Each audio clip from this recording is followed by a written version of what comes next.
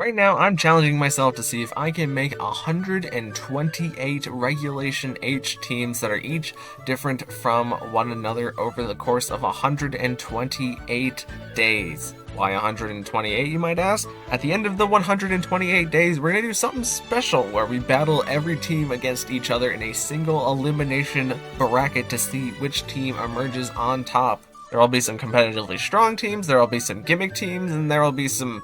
probably a good number of goofs and gaffs in there, so if you want to follow through to the end, subscribe so that you can keep up with each day. But without further ado, let's move on to day 120. Alright everybody, welcome back to another video, and in today's video we are going to be going over a full stored power team. Now stored power is something we've already had a couple of times on the 128 teams challenge, I believe, but just in case you need a refresher, the move stored power starts out at 20 base power, but then it gains 20 base power for each of the stat boosts that you have on the Pokemon. So you can easily, well not easily, it's gonna take a lot of work in order to get all the different stats on a Pokemon, but you can easily make the highest base power move in the game, except for Power Trip would tie with stored power because Power Trip is a dark type physical move that works in the exact same way as stored power. But the goal of this team is to put stats on a stored power Pokemon and then to have that stored power Pokemon sweep through the entire opponent's teams. And there are some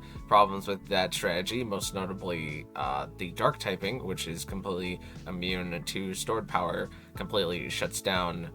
this set specifically on Girafarig, but we do have some ways in order to mitigate the dark typing on this team with our fighting type and our fairy type. But then also another problem is the Clear Smog and Haze that flat out get rid of any stat boost, which is something that you very much have to play around. Clear Smog mons are kind of easier to take out because if they're poison types, then you can just hit them super effectively with the stored power. But Haze is definitely something that's very tricky to get around, especially since there was a lot of Haze in the format to counter Dondozo. But regardless of that fact, the main stored power actually building up in power is really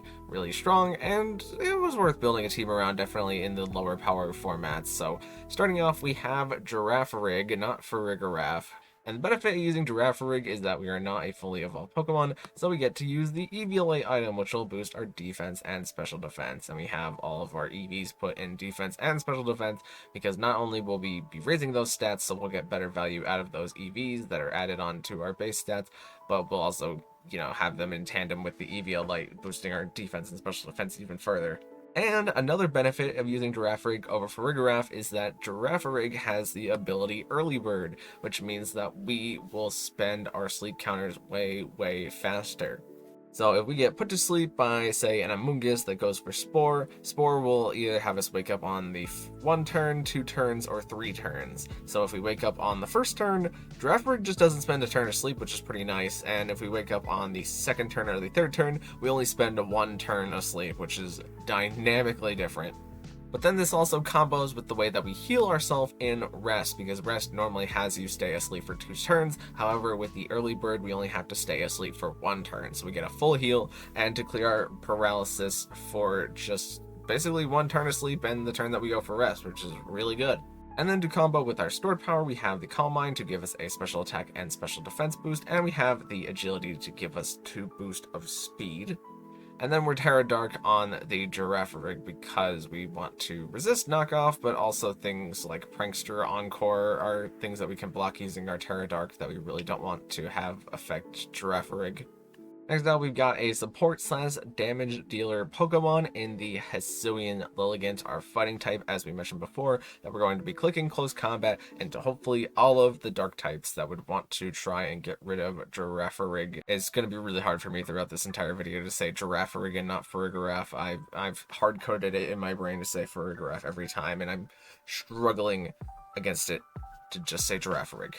And then Hisuian Lilligant is also going to have the Leaf Blade for our additional stab coverage, and since we're not using Sun on this team, I figured that we might as well use the Hustle, which will give us a Choice Band boost at the cost of our accuracy going down, but we can negate the accuracy for our physical moves by using the Wide Lens in order to boost our accuracy by 1.1 times. So our close combat ends up being about like 90% accurate, and the Leaf Blade as well, and then the Sleep Powder isn't changed by the Hustle, so we just get the flat out Wide wide lens boost on that to make it about 85% accurate on the sleep powder. And then of course we have the victory dance for boosting our attack, defense, and speed, since it is the opposite of quivery dance that we can use to make ourselves slightly tankier, which doesn't really matter because Hisui and Lilligant's pretty frail, but it does matter for Oricorio, because when Oricorio uses the dancer to copy the victory dance, it will be getting an attack, defense, and speed boost. So then we can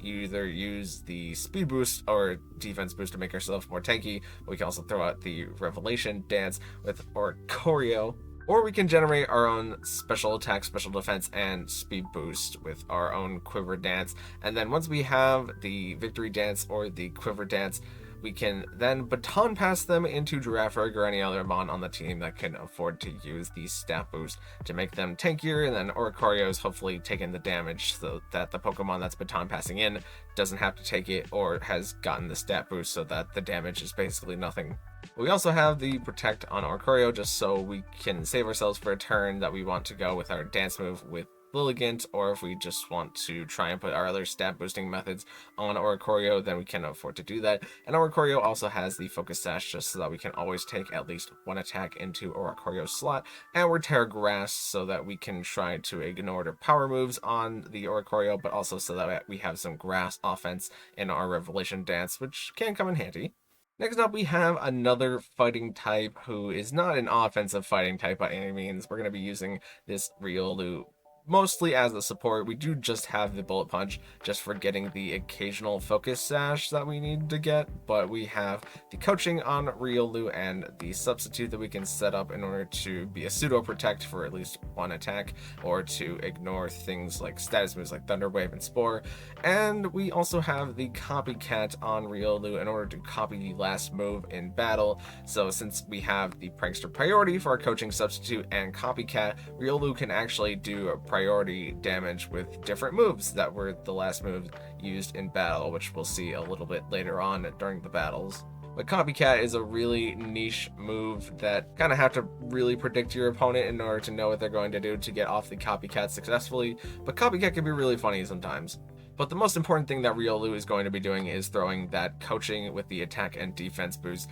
onto our stored power mons so that they're much tankier defensively, and then the added attack boost is just a little bit bonus for the stored power. And we're going to be Covert Cloak on Riolu so that we can not be flinched by Fake Out, but also so that we're not being affected by any secondary effects of moves. It's just that Fake Out is the biggest one. And we are Terra Dark mostly, so just that we can avoid the Prankster Taunt or Encore whenever that happens into Riolu. Here we got Malamar, and we're including Malamar as another stored power Pokemon because this is not going to be Contrary Malamar, it's actually going to be Infiltrator, which means that we can ignore the opposing Pokemon substitute and their Reflect, Light Screen, Aurora Veil, Safeguard Mist, all that jazz. So if we need a quick way to overpower them, we can try and throw some stat boost onto Malamar, and then Malamar's Infiltrator will ignore their temporary defense boost into a very strong stored power. But Malamar also has ways to boost, in that we can go for the Acupressure into our side stored power Pokemon, and it will give us a random stat boost by 2, and this random stat boost will include everything, which means that it also includes evasiveness, which if you get evasiveness in the right spot, then it just wins you games basically. But you can also get accuracy, which kind of helps out Lilligant. If you happen to roll the accuracy on Lilligant, then I guess you're 100% accurate, which is a really niche scenario, but we're going for it in some scenarios. Then we also have the Switcheroo so that we can get rid of our Choice Scarf in case we want to go for our other moves, or we don't want to just rely on being fast. We can lock a Pokemon into another move that they have using the Choice Scarf, and then they're just speedy, which our team doesn't really depend on speed. Like Lilligant and Oricorio like outspeeding things, but the Girafarig itself definitely just wants to tank out all the attacks that it can. And then we also have the Foul Play, which we can use to target the opponent's attack stat.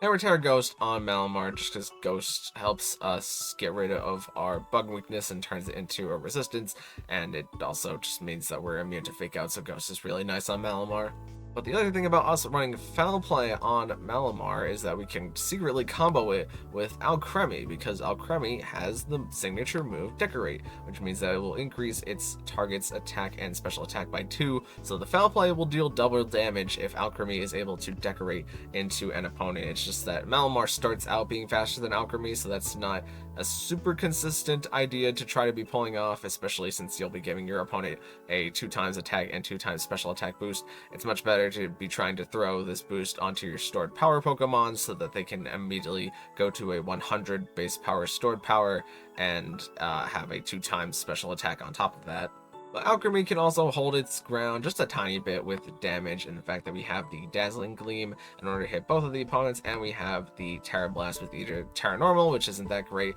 or we can go a Terra Water to make it stab and then have a Water type offensive move. And then we have the Safety Goggles so that we can ignore powder moves on Alcremie, and we have the Aroma Veil, which means that we will be able to protect our allies from Attract, Disable, Encore, Heal, Taunt, Torment, which, as we mentioned before, we have specific Terras for trying to counter those things, but Alcremie is just a full-on Band-Aid solution. That does not mean that we have to use our Terras in order to block those things, so Alcremie is a really, really important Pokemon to have on stored power teams. And also, just a side note, but we didn't end up using Sweet Veil, not only because Aroma Veil is just better on this type of team, but if we're using Sweet Veil, then Girafarig can't rest, and that's kind of the entire purpose of us using Girafarig, is that it can rest off all the damage that it takes with all of its stat boost on. But yeah, that's the basic gist of the team. Let's get into some battles. Alright, so first up we have a Fire, Water, Grass team with their Excalibur as their Dragon Core Breaker, and they also have the option to redirect with the Clefable, and the Clefable is unaware, so even though we're building up all these stat boosts, it will be unaware to the stat boost, but it will not be unaware to the change in stored power. So if we make stored power a 200 base power move, it'll still do a lot of damage to Clefable. So we're going to see an Oricorio lead and a Malamar lead from us as they bring in Gholdengo and Clefable, and Gholdengo decides to leave, which probably makes sense as we have both a Dark type and a Fire type on the field. We get the Choice Scarf into Clefable and some Revelation Dance damage into it, and Malamar's going to take super effective Moonblast damage, but because we tricked away the Citrus Berry, Malamar gets to eat the Citrus Berry, and Clefable is now Choice Scarfed into Moonblast, meaning that Oricorio is pretty safe right now, I would say. We throw out a Revelation Dance into Excalibur, which gives it the attack boost, but we get to Foul Play it, and because it has its attack boosted, the Foul Play does more damage and picks up the KO. As Malamar, the crit was a little unnecessary, but it takes the Moonblast KO. But now Gholdengo comes back to the field, and the Clefable cannot redirect for the Gholdengo, so it was more than safe for us to try and throw a Revelation Dance into the Gholdengo, but I was trying to perhaps read a Terrestrialization on the Gholdengo in order to protect them from that, so we Terra Ghosted with Lilligant here just in case they wanted to try and Moonblast into Lilligant, or Lilligant misses the Sleep Powder, but Lilligant gets the Sleep Powder into Clefable, meaning that Slot's not going to be doing anything, and they do just Power Gem into Oricorio, so we could have tried the Revelation Dance, but Lilligant is going to Victory Dance here, and Oricorio is going to copy it in turn, and then Oricorio is going to Baton Pass Out with that and give it to Girafarig, and Girafarig does not take too much damage from the Power Gem, only about 35%. Leaf Blade is not going to take out Clefable because it's unaware, but Girafarig gets off the Calm Mind with the Speed Boost, and Power Gem does go into Lilligant, but Lilligant at least takes it pretty good. Rillaboom comes in here, sets up the Grassy Terrain, but with the Hustle and the Attack Boost and the Grassy Terrain Boost, Rillaboom takes about half from the Leaf Blade as Girafarig continues to get set up and now has the Grassy Terrain healing as Lilligant goes down. Oricorio returns to the field, and Rillaboom decides to Terra Fire here, faking out into the Oricorio, but Girafarig is just able to take out that slot as they were probably thinking that the Oricorio was going to try and attack, but if they were going to fake out, then it's kind of an unnecessary Terrestrialization on Rillaboom, but I don't think there was a better Terrestrialization for them, as if Gholdengo was Steel, then they don't get to avoid Oricorio Revelation dancing into them, and Clefable is currently choice locked into moves, so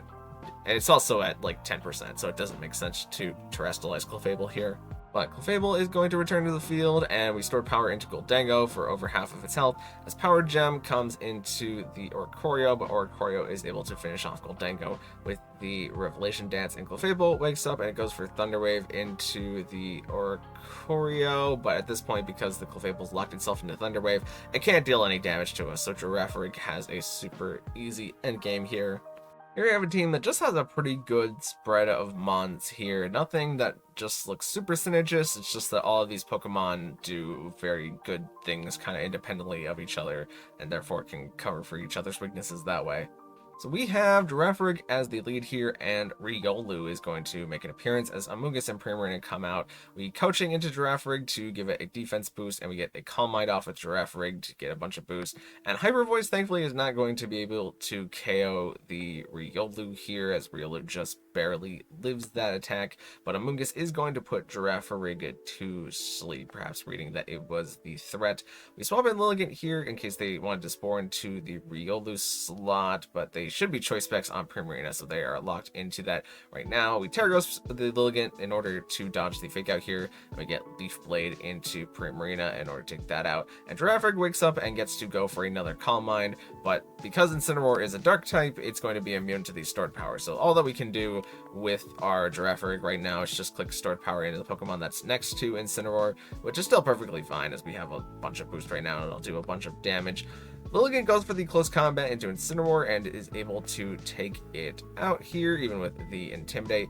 And Girafarig is just going to go for the rest, as Porygon 2 probably can't touch it, especially with the attack boost. Porygon 2 ends up becoming Terra Ground after the Trick Room gets set up, and then Amoonguss goes for Sludge Bomb, and Lilligant able to get the poison, so now Lilligant's turns are a bit numbered. Terra Blast comes out into Girafarig, but they would kind of need a crit, and even then it wouldn't do too much. And Close Combat is not going to take out the Porygon 2 because it Terra Grounded, but also Porygon 2 is pretty tanky.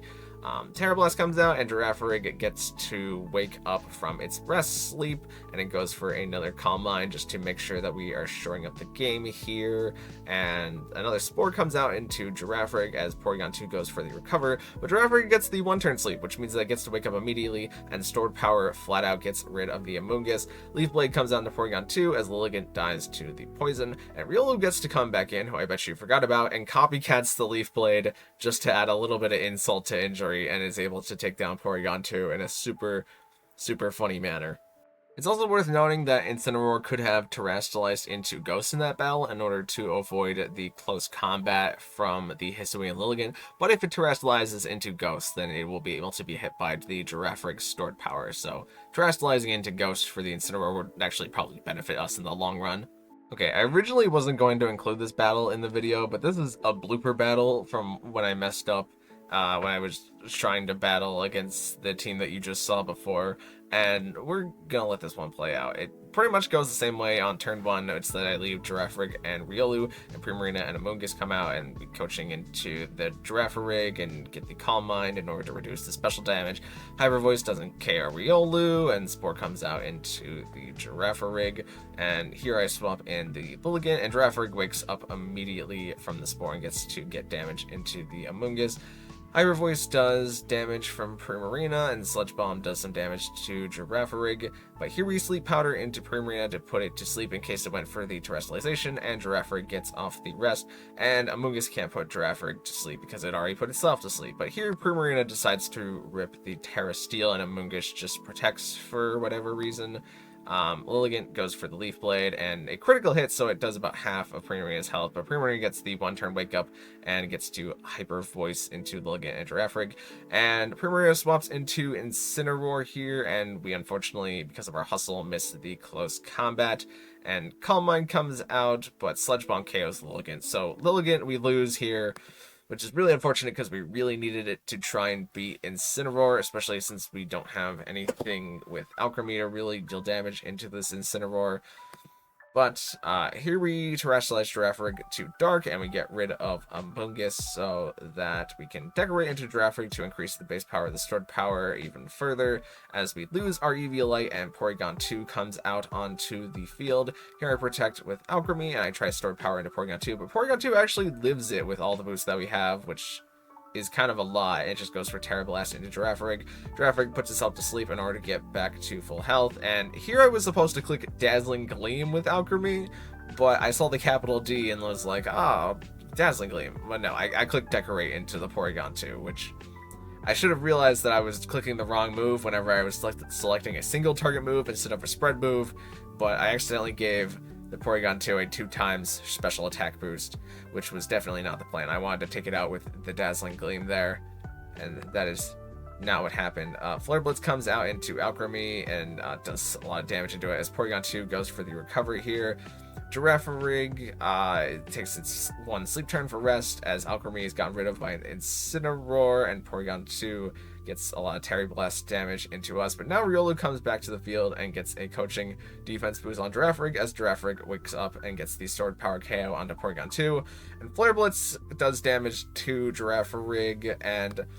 here's a really interesting turn where we technically have a 50-50, which is that I can use Riolu in order to coaching the Girafarig to where we probably live another Flare Blitz from the Incineroar, and then because Girafarig is faster than Primarina, it will get rid of the Primarina with the stored power. But if the Incineroar is faster than the Girafarig because we're speed tying it, which we can't super confirm at this point, like we think Girafarig is faster than Incineroar, but if Incineroar clicks the parting shot into Girafarig and gets rid of an attack boost and a special attack boost, and we're trying to click stored power into Primarina, who is steel type, so it resists it, and Primarina is already very special tanky. As we saw with Porygon 2, I wasn't entirely sure that the stored power would then proceed to KO. It was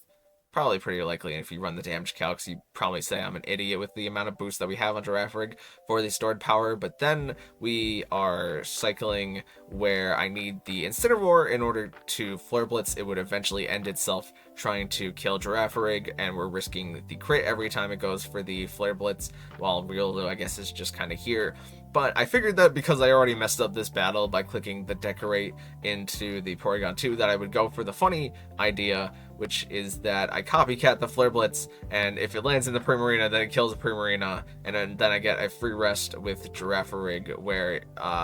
we get all of our health back before Incineroar hits me. But Riolu ends itself on the Flare Blitz, and I did not click the rest, and Flare Blitz just flat out KOs Girafarig, so that was me not doing the correct things, but there was just a lot of funny things that happened in that battle that probably shouldn't have happened because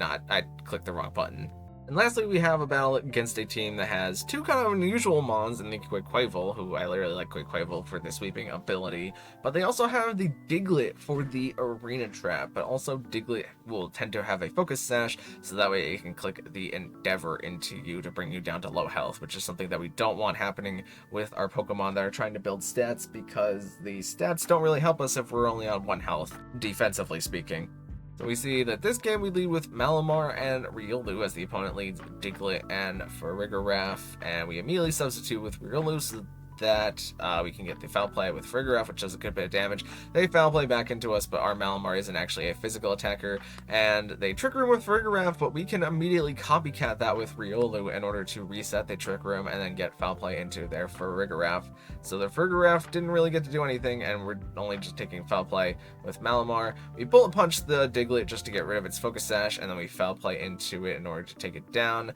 as the Moonblast is not quite able to take out the Malamar here, and they reveal Hydreigon in the back, which is the dark type that we need to overcome if we wanted to go for stored power. But Malamar gets taken down here as Whimsicott sets up the Tailwind, but now we can bring in Alchemy, who they immediately Terra Steel their Hydreigon, probably expecting a fairy type attack. And they Fake Tears into Alchemy, probably expecting an opposing Terra to happen because the Flash Cannon would more than likely take us out. But we are full Spadef, full HP on Alchemy, so we are in the best spot to take this attack that we can. But we're just spamming the copycat with Riolu, so Riolu gets to click Fake Tears into Whimsicott here as Flash Cannon comes into Alchemy, and Hydreigon takes some Life Orb damage, and Dazzling Gleam does not very good damage to Hydreigon, but pretty good damage into Whimsicott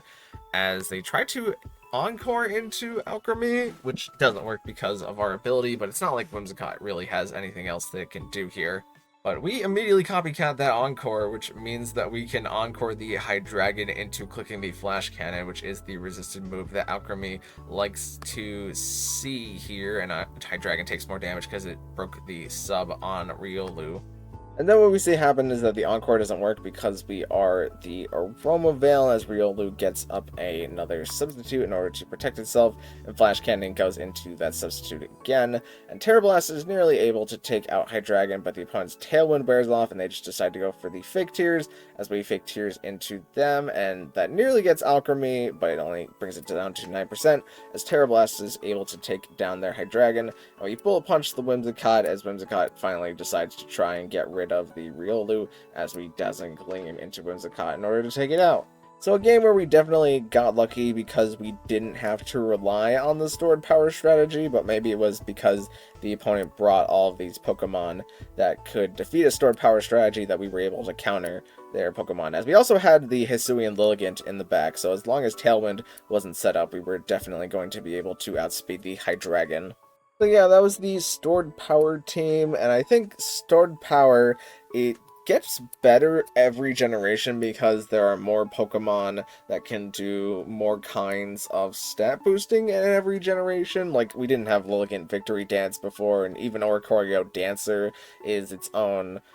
unique form of baton passing into a Pokemon with stored power. So if Girafarig is in a game in the future and it's like an early format and there's already Pokemon that are really good at stat boosting like Alchemy in the game, I would consider giving the strategy a shot. I think it's pretty fun. But thank you guys so much for watching. If you liked it, maybe consider leaving a like on the video and even consider subscribing, because both of those things help me out an absolute ton, and I will see you in the next one.